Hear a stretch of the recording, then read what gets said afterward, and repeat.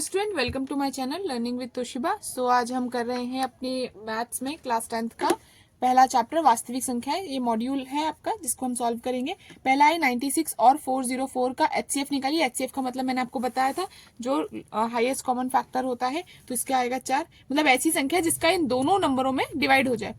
15 और 12 का एचसीएफ निकालिए, तो 15 और 12 का एचसीएफ आएगा 3, क्योंकि 3 का डिवाइड इन दोनों में हो जाएगा। दो संख्याओं का गुणनफल आपको दे रखा है 32 तथा उनका एलसीएम दे रखा है 8। तो जब भी इस तरह का कोई क्वेश्चन आए, एलसीएम या एचसीएफ दिए रखा हो, तो जो आपको दे रखा है उसमें उसी नंबर का डिवाइड कर दीजिए। तो जब आप इसको काटोगे तो इसका आंसर आएगा आपका 4।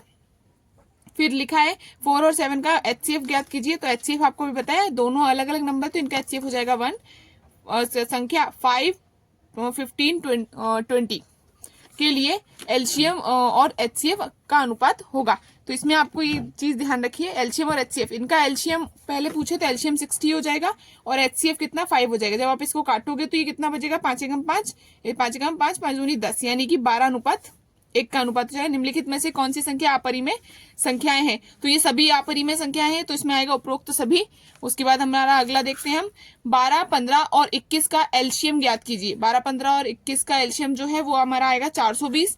यदि दो संख्याओं का गुणनफल 135 तथा उनका एचसीएफ 3 हो तो उनका एलसीएम क्या होगा? तो मैंने अभी आपको बताया, इस तरह की कोई संख्या है तो आप क्या करें, उसमें उसका भाग दे दें। आप 3 से भाग दें, 3 चौके 12, 3 चौके 12 बचे, 3 बचे 15, यानी कि 45। 17, 23 और 28 का एचसीएफ ज्ञात कीजिए। ये तीनों अलग अलग नंबर से, तो इनका एचसीएफ हो जाएगा आपका 1। उसके बाद है 11 और 13 का एचसीएफ ज्ञात कीजिए। तो 11 और 13 का एचसीएफ भी क्या हो जाएगा आपका 1। उसके बाद है हमारा क्वेश्चन नंबर 11, 8, 9 और 25 का एलसीएम होगा। 8, 9 और 25 का एलसीएम, इनका जब आप एलसीएम निकालेंगे तो हो जाएगा 1800। 5 माइनस √2 कौन सी संख्या होगी? इस तरह की कोई भी संख्या जो होती है वो अपरिमेय संख्या कहलाती है। 15 और 20 का एलसीएम होगा। 15 और 20 का जब आप एलसीएम निकालेंगे तो वो हो जाएगा आपका 60। क्वेश्चन नंबर 2 है हमारा, रिक्त स्थानों की पूर्ति कीजिए। पहला है संख्या 8, 9 और 25 का एलसीएम एचसीएफ मान निकालिए। एचसीएफ में भी मैंने आपको बताया, जब भी अलग अलग नंबर्स हो तो उसका एचसीएफ आपका हमेशा 1 होता है।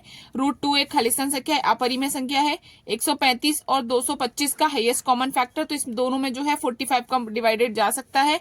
3√2 एक संख्या है, इसको भी लिखिए, अपरिमेय संख्या है। उसके बाद आते हैं हमारे नेक्स्ट क्वेश्चन पे, सत्य पे। एक प्राकृत संख्या का अभाज्य गुणनफल उनके गुणनखंडों के क्रम को छोड़ते हुए अद्वितीय होता है, इसमें लगाइएगा आप सत्य। उसके बाद है प्रत्येक अपरिमेय संख्या एक वास्तविक संख्या होती है। बिल्कुल, प्रत्येक अपरिमेय संख्या वास्तविक संख्या होती है। प्रत्येक वास्तविक संख्या एक अपरिमेय संख्या होती है, बिल्कुल नहीं, असत्य है, ये बिल्कुल नहीं हो सकती। 15 और 21 का एलसीएम 105 है।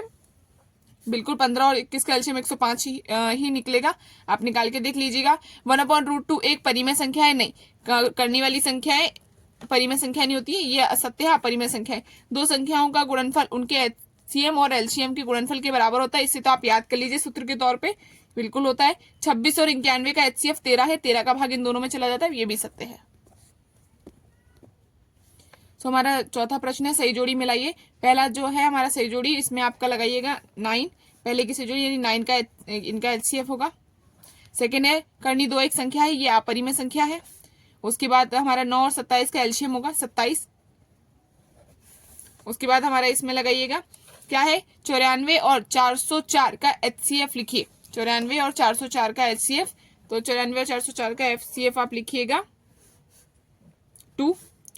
आपका क्वेश्चन नंबर 2 है क्या, 156 का अभाज्य गुणनखंड। तो आप जब आप इस तरह से अभाज्य गुणनखंड करेंगे तो इसमें 2 का भाग देंगे तो आपका आएगा 78, फिर आप 2 का भाग देंगे तो 39, फिर 3 का, और इस तरह से। तो इसके अभाज्य गुणनखंड आप क्या लिखेंगे, 2 की घात 2, 3 गुणा 13, ठीक है। उसके बाद ये दो प्राकृत संख्याओं के लिए एचसीएफ और एलसीएम का संबंध होगा, इसको लिखेगा एचसीएफ गुणा एलसीएम गुणा इक्वल टू लिखेगा ए गुणा बी, यानी दोनों संख्याओं का गुणन बराबर होता है एलसीएम और एचसीएफ के गुणन के। 6, 12 और 30 का एलसीएम होगा, इसका एलसीएम आप लिखिएगा 60।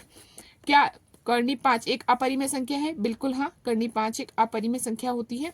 संख्या 8, 9 और 25 का एचसीएफ कितना होगा? संख्या 5, 9 एचसीएफ इसका होगा 1, क्योंकि तीनों संख्याएं अलग अलग है।